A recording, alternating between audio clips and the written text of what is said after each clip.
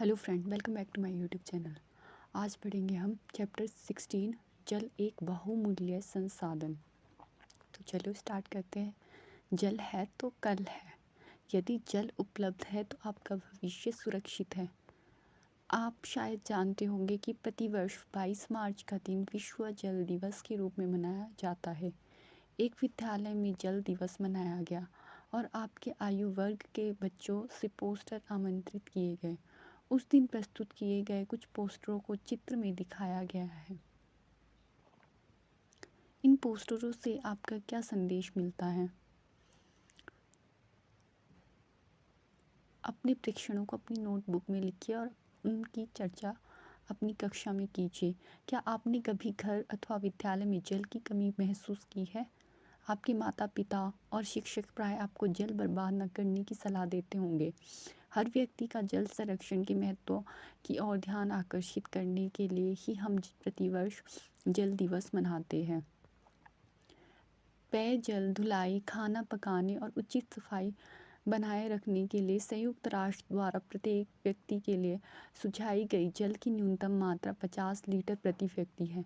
यह मात्रा प्रति व्यक्ति प्रतिदिन लगभग 2.5 बाल्टी जल के बराबर है।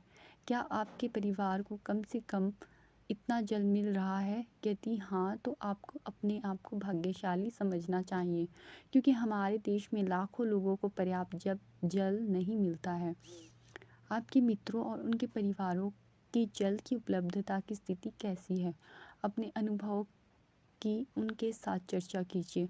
कुछ स्थानों पर जल की अत्यधिक कमी है। नलों में पानी का ना आना, जल भरने के लिए लंबी कतारें, लड़ाई झगड़े, जल की मांग के लिए धरने और प्रदर्शन आदि जैसे दृश्य विशेषकर ग्रीष्म काल में सामान्य रूप में दिखाई देते हैं। चित्र 16.3 में दिखाई गई कुछ समाचार पत्रों की कतरनें इस स्थिति की ओर स्पष्ट रूप से इंगित करती है।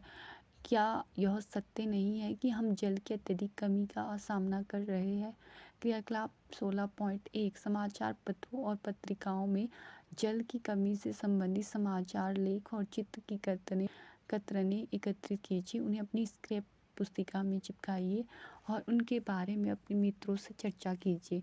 जनता द्वारा झेली जाने वाली कुछ समस्याओं को सूचीबद्ध कीजिए और कक्षा में उन पर चर्चा कीजिए।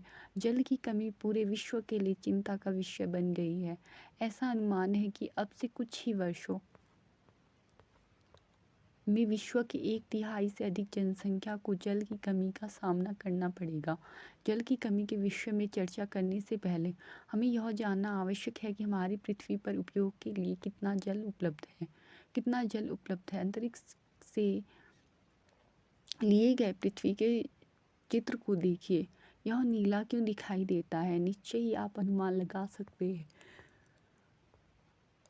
आप जानते हैं कि पृथ्वी की सतह का लगभग 71% भाग जल से ढका है। पृथ्वी पर उपस्थित लगभग समस्त जल समुद्रों और महासागरों, नदियों, तालों, ध्रुवीय बर्फ, भौमजल और वायुमंडल में पाया जाता है, परंतु इसमें से अधिकांश जल इसी रूप में मानव उपयोग के लिए उपयुक्त नहीं है। उपयोग के लिए उपयुक्त जल अलवण जल है, जिसे बोलचाल की भाषा में ताज़ा जल कहते हैं। ऊपर बताए कुछ स्रोतों से उपलब्ध अलवण ताज़ा जल के सापेक्ष मात्रा का आकलन करने के लिए क्रियाकलाप 16.2 कीजिए। चरण: मध्यम आमाप की एक बाल्टी लेकर उसे जल से भर लीजिए। इसमें लगभग 20 लीटर जल आता है। मान लीजिए कि बाल्टी का जल पृथ्वी पर उपलब्ध कुल जल को प्रदर्शित करता है। एक 5 मिलीलीटर क्षमता का चम्मच लीजिए और बाल्टी में से 100 चम्मच जल मग जैसे किसी छोटे पात्र में डाल दीजिए। यह पृथ्वी पर उपलब्ध अलवण जल को प्रदर्शित करता है। मग से 30 चम्मच जल को कांच के किसी ग्लास में डालिए। यह भौमजल के रूप में पाए जाने वाले उपयोग योग्य जल की मात्रा के समान है। अंत में मग में से 1/4 1/4 भाग चम्मच जल लीजिए। यह विश्व की सभी झीलों और नदियों में उपस्थित कुछ लवण जल की मात्रा को प्रदर्शित करता है। बाल्टी में बचा जल समुद्रों, महासागरों में उपस्थित लवण जल, खारे पानी और आंशिक रूप से भौम जल के रूप में पाए जाने वाले जल को दर्शाता है। यह जल मानव उपयोग के लिए उपयुक्त नहीं है। नहाने के मग में बचा जल उस जल को प्रदर्शित करता है जो हिमकृत रूप में हिमनदों, ध्रुवीय बर्फ और पर्वतों की स्थायी बर्फ में पाया जाता है। यह जल भी हमें आसानी से उपलब्ध नहीं है। मुझे यह जानकर चकरा गया कि हमारे उपयोग के लिए उपलब्ध जल की मात्रा इतनी कम है। पहेली ने गणना करके बताया कि अलवण जल की मात्रा पृथ्वी पर उपलब्ध जल की कुल मात्रा का लगभग 0.006% है। हम में से अधिकांश लोग जल को एक असीमित संसाधन मानते हैं। क्रियाकलाप 16.2 से क्या आपको मानव उपयोग के लिए उपलब्ध जल की वास्तविक मात्रा का आभास हुआ है? क्या इस जानकारी से आपको चिंता हो रही है? इस विषय में अपनी कक्षा में चर्चा करिए। जल की अवस्थाएं। क्या आपको डर है कि सतत उपयोग से किसी दिन उपयोग के किए उपलब्ध समस्त जल समाप्त हो जाएगा? आप जानते हैं कि विभिन्न प्राकृतिक प्रक्रमों द्वारा पृथ्वी पर जल की निरंतर उपलब्धता करोड़ों वर्षों से बनी हुई है। यह सभी प्रक्रम सम्मिलित रूप से जल चक्र का निर्माण करते हैं। आपने कक्षा 6 में जल चक्र के विषय में पढ़ा था।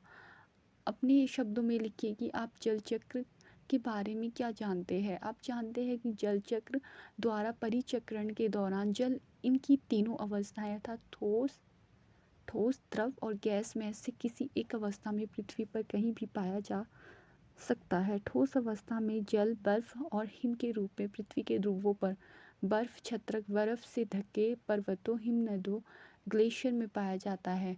द्रव अवस्था में जल महासागरों, झीलों, नदियों के अतिरिक्त भूतल के नीचे भौमजल भी पाया जाता है। गैसीय अवस्था में जल हमारे आसपास की वायु में जलवाष्प के रूप में उपस्थित रहता है। जल का उसकी 3 अवस्थाओं के बीच सतत चक्रण द्वारा पृथ्वी पर जल की कुल मात्रा स्थिर बनी रहती है, जबकि समस्त मानव जनसंख्या तथा अन्य सभी जीव जल का उपयोग करते हैं। क्या इस जानकारी से आपको कोई राहत मिलती है? क्या आपको जल चक्र में सम्मिलित प्रक्रम याद है? क्रियाकलाप 16.3 आपको इसमें सहायता कर सकता है। क्रियाकलाप 16.3 चित्र 16.5 में जल चक्र में सम्मिलित प्रक्रमों कुछ संख्याओं द्वारा चिह्नित किया गया है। इन संख्याओं की सहायता से अस्त व्यस्त क्रम में लिखे गए प्रक्रमों के लिए सही शब्द लिखिए, जिसमें कुछ शब्द है मजमोल, फिर है शवपवा, मतलब इसको आपको सम्मिलित करना है, ये ढंग से नहीं है लिखे वे शब्द। दूसरा है अधिकांश शहरों और नगरों की अपनी जल आपूर्ति व्यवस्था होती है जो नागरिक निकायों द्वारा संचालित होती है। जल को आसपास की किसी झील, नदी, तालाब अथवा कुओं से लाया जाता है। जल की आपूर्ति पाइपों के विशेष क्रम में बिछाए जाल द्वारा की जाती है। सामान्यतः ग्रामीण क्षेत्रों में जल की आपूर्ति इस प्रकार नहीं होती। वहाँ लोग अपने उपयोग के लिए जल सीधे उसके स्रोत से ही प्राप्त करते हैं। प्राय लोग यहाँ तक कि बच्चों को भी जल लाने के लिए उसके स्रोत तक पैदल जाना पड़ता है। कभी कभी जल स्रोत कई किलोमीटर की दूरी पर होता है। बच्चों के लिए जल ढोने का यह कार्य अत्यधिक कष्टकारी है। ऐसे बच्चे प्राय नियमित रूप से विद्यालय नहीं जा पाते हैं क्योंकि उन्हें स्रोत में जल लाने में ही बहुत समय लग जाता है। हमारी जनसंख्या का एक बड़ा भाग अपने उपयोग के लिए जल कुओं, नलकूपों और हैंडपंपों से प्राप्त करता है। इन स्रोतों को जल कहाँ से मिलता है? जल का एक महत्वपूर्ण स्रोत भूमजल। यदि हम किसी जलाशय के निकट भूमि में गड्ढा खोदें तो हमें वहाँ की मृदा आर्द्र मिल जा सकती है। मृदा में आर्द्रता भूमिगत जल की उपस्थिति को इंगित करती है। यदि हम और अधिक गहराई तक खोदते चले जाएं तो हम उस स्तर तक पहुंच जा सकते हैं जहां मृदा के कणों के बीच के सारे रिक्त स्थान और चट्टानों के बीच के स्थान जल से भरे होते हैं। इस परत की ऊपरी सीमा भौमजल स्तर कहलाती है। भौमजल स्तर विभिन्न स्थानों पर भिन्न भिन्न होता है और यह किसी दिए गए स्थान पर परिवर्तित भी हो सकता है। भौमजल स्तर 1 मीटर से भी कम गहराई पर अथवा भूमि में अनेक मीटर की गहराई में हो सकता है। भौमजल स्तर के नीचे पाए जाने वाला जल भौमजल कहलाता है। इस भौमजल का स्रोत क्या है? वर्षा जल और अन्य स्रोत जैसे नदियाँ और तालाब का जल मृदा से रिसकर भूमि के नीचे गहराई में रिक्त स्थानों और भर देता है। भूमि में जल का रिसाव अंतः संयंदन कहलाता है। अतः इस प्रक्रम द्वारा उपयोग किए जा चुके भौमजल की पुनः परिपूर्ति हो जाती है। कुछ स्थानों पर भौमजल स्तर के नीचे स्थिर कठोर शेलों चट्टानों की परतों के बीच भौमजल संचित हो जाता है। इस प्रकार संचित भौमजल के भंडारों को जल भर कहते हैं। जल भर के जल को सामान्यतः नलकूपों तथा हैंडपंपों की सहायता से बाहर निकाला जाता है। क्या आप किसी ऐसे स्थान पर गए हैं जहां निर्माण कार्य हो रहा हो? श्रमिकों को निर्माण के लिए जल कहाँ से मिलता है? आपने शायद देखा होगा कि ऐसे स्थानों पर भूमजल स्तर पर पहुंचने के लिए सच्छिद्रण की जाती है। वहाँ कार्य करने वाले लोगों से मालूम कीजिए कि उन्हें जल पाने के लिए कितनी गहरी खुदाई करनी पड़ी। क्या हम भूमि के नीचे से निरंतर जल निकाल सकते हैं? ऐसा करने से भौमजल स्तर पर क्या प्रभाव पड़ेगा? भौमजल स्तर का अपकर्षय भूमि के नीचे से निकाले गए भौमजल की पुनः पूर्ति प्राय वर्षा जल की अवस्त्रवण रिसाव द्वारा हो जाती है। भौमजल स्तर तब तक प्रभावित नहीं होता जब तक कि हम केवल उतना ही जल निकालते हैं जितने की अप्राकृतिक प्रक्रमों द्वारा पुनः पूर्ति हो जाती है।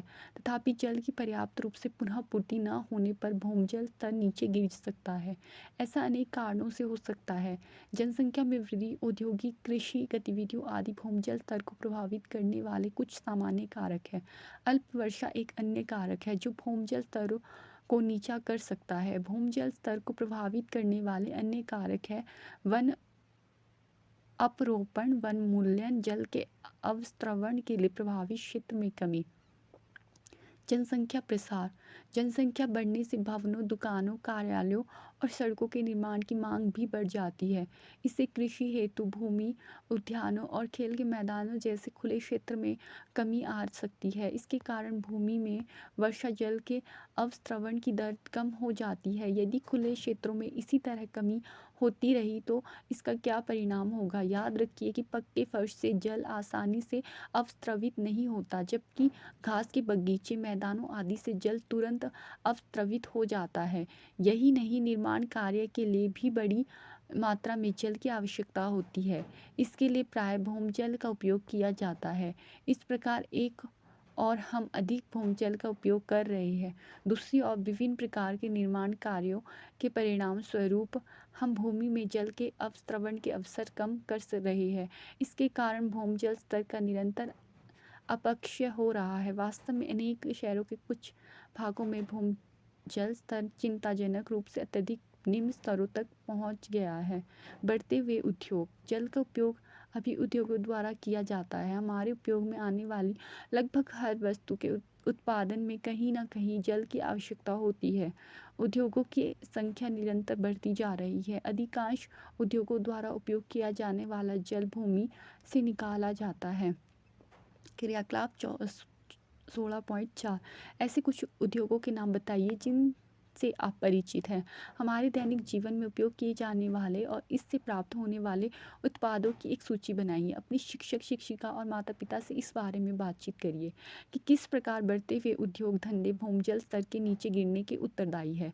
कृषि कार्य, भारत में अधिकांश किसान अपनी फसलों की सिंचाई के लिए वर्षा पर निर्भर करते हैं। नहरों जैसे सिंचाई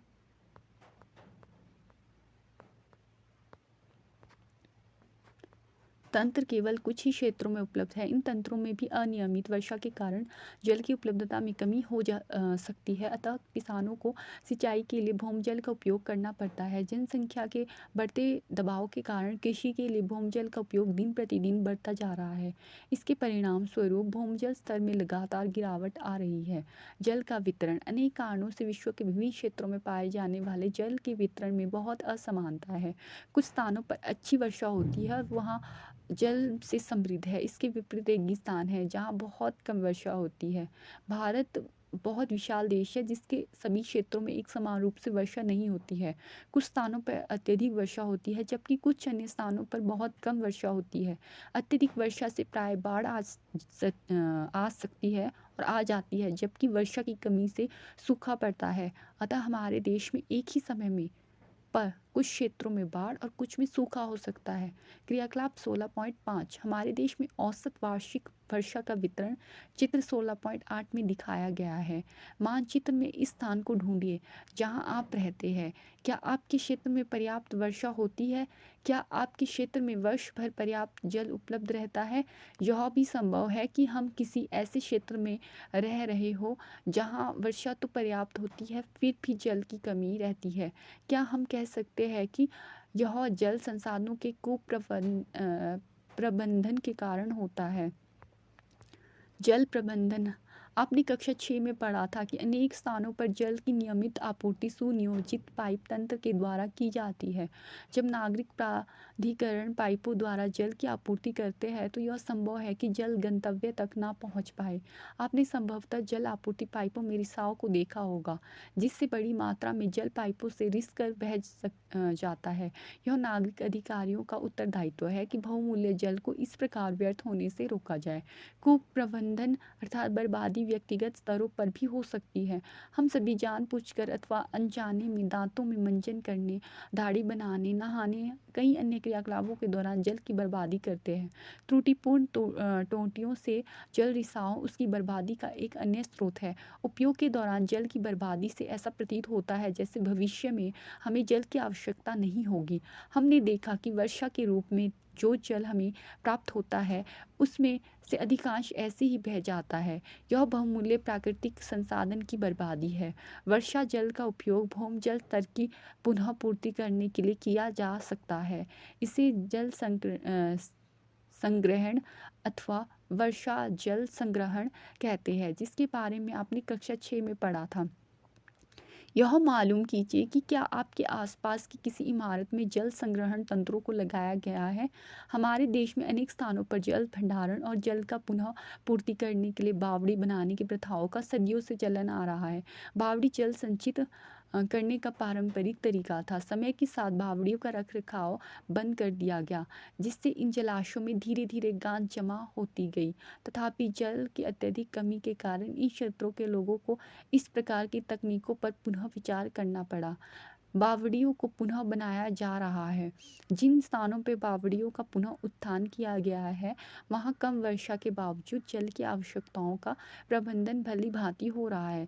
किसान भी अपने खेत में जल का उपयोग मितव्ययता से कर सकते हैं। संभवतः आपने बूंद ड्रिप सिंचाई व्यवस्था के बारे में सुना होगा। ड्रिप सिंचाई व्यवस्था कम व्यास के पाइपों द्वारा पौधों को पानी देने की तकनीक है जो सीधे उनकी जड़ों तक जल पहुंचाती है। एक केस अध्ययन गुजरात के कच्छ क्षेत्र के भोजपुर नामक स्थान में वर्षा बहुत अनिश्चित रूप से होती है। वहाँ का ताजे जल का एकमात्र स्रोत भूमिगत जल की ही है, क्योंकि इस क्षेत्र में नदियों में वर्ष भर पर्याप्त जल नहीं होता है।